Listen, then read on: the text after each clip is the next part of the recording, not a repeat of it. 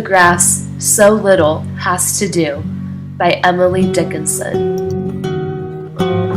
The grass so little has to do. A sphere of simple green, with only butterflies to brood, and bees to entertain, and stir all day to pretty tunes.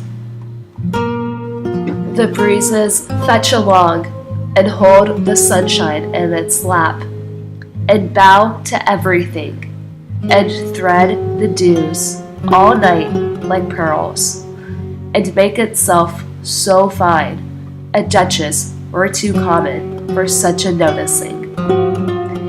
And even when it dies to pass in odors so divine, like lowly spices laid to sleep, or spikenards perishing, and then in sovereign barns to dwell, and dream the days away, the grass so little has to do.